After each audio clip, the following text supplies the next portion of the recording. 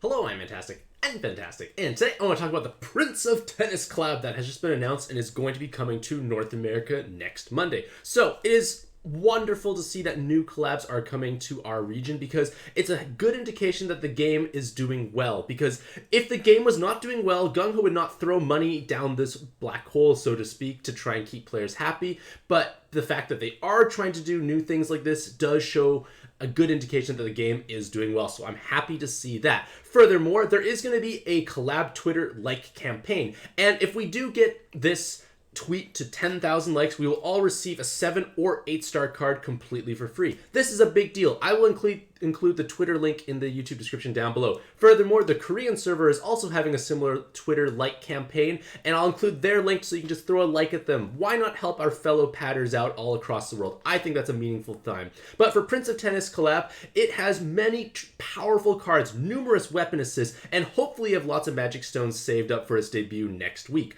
I'm going to try and cobble together something. My wrists have been problematic, so I can't type. I can't really play pad. The past few days have been quite frustrating, but I'll try and see what I can put together for you, ladies and gentlemen. But with that being said, I want to take a look at some other meaningful and valuable stuff that have gone live in North America. So, in addition to the Prince of Tennis collab being announced, we now have the REMDra Weapon Assist. And these are some of the most powerful weapon assists in the game, actually. And the fact that they are they're luck-based or kind of free potentially means that many players may have these cards and can evolve them. Now, one thing I want to stress is that these cards do require Eris Dragon, Quillin Dragon, various other of these rare dragons to evolve. And if you're a newer player, there's a good chance you won't necessarily have lots of these resources lying around. And you can monster exchange for those various dragons through 3 rainbow event medals. Where are they at? They are somewhere here. Here they are. Basically, if you need to make these evolutions, you could acquire them. Now, using these rainbow event medals to acquire these dragon drops may be possibly a controversial point. It's like, well, you should be saving your rainbow event medals. But the thing is, rainbow event medals are meant to save you time and energy.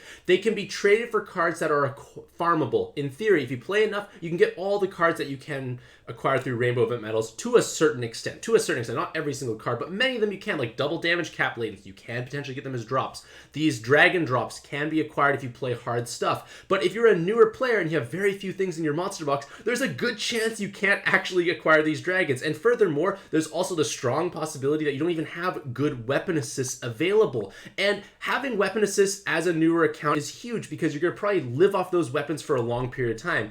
And in fact, I do highly recommend you actually get these weapon assists made as soon as possible because it's possibly going to change your life in a meaningful way. So I'm going to go through all the REMDra weapons just to give you an idea of how to utilize them efficiently. So for the Diamond REMDra, this is one of the best weapon assists in the game. I'm truly surprised it came out like this and how, quote-unquote, I guess, easy it is to acquire in the sense that all you do is get lucky and roll it. Obviously, rolling is a luck-based thing, but at the same time, there's a good chance you've been playing for a while, you may have at least one of these somewhere in your monster box. And why this weapon assist is so meaningful and powerful is the fact that it gives a skill boost, it gives bind immunity, it gives a team HP. I think just that combination alone is unique, if I'm not mistaken, or pretty unique, and then it gives a cloud resist on top of that. So right away, just from the Awakenings, this is actually a valuable and meaning weapon assist. You can slap this on top of any of your multi-step transforming robots, and their sudden lack of bind immunity is now corrected. And you get bonus health and cloud resist and a skill boost. It's like all the things you actually want to have. But if you inherit this weapon assist on a card who does not transform, you now have access to 2 turns of haste. So Amatsu's Loot, Lina Inverse's Weapon, Avan's weapon assist. These are like 3 of the more common skill boost plus 2 turn haste weapons available, and they're some of the most powerful and valuable ones because transforming is king.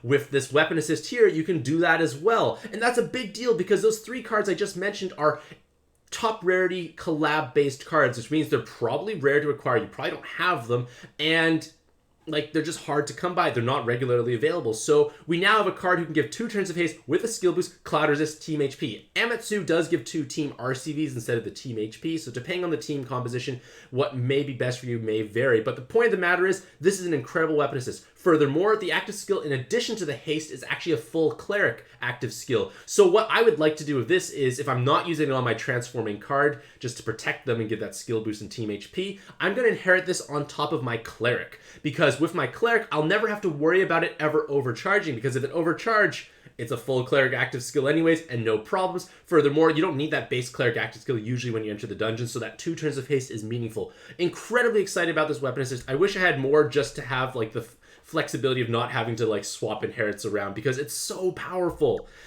Next is the 4-draw, and the 4-draw is actually incredibly strong as well. If we look at the Awakenings, it's skill boost, skill bind resist, team HP.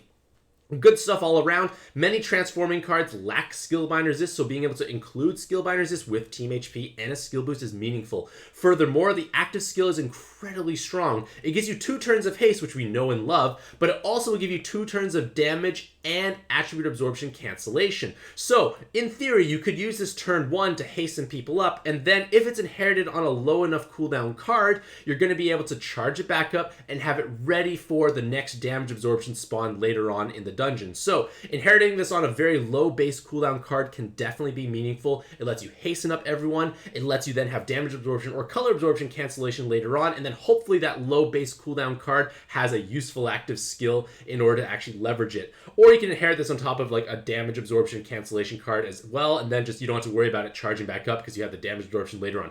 Point of the matter is, this is another incredibly strong weapon assist, and like I said, if you are a player who has a much shallower monster box, these weapon assists are going to be a huge boon to helping you transform your transforming cards much more easily.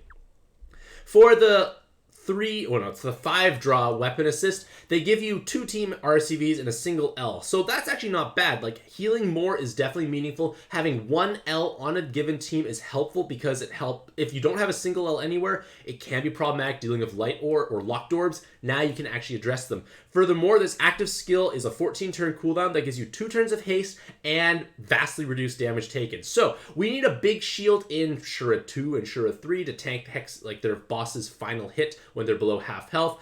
Using this to shield yourself in MD1 is a big deal because you can hasten up people, and then this big damage reduction is pretty much going to guarantee you don't get smacked on floor 1. And this idea of using damage reduction as a way to stall is not new. It actually does work. Delays are obviously the safest course of action, but for the upcoming MD3, you cannot delay floor 1, so I can definitely foresee this weapon assist having more value because you get the haste to help you transform, and you have the huge damage reduction to let you at least survive for a couple of turns.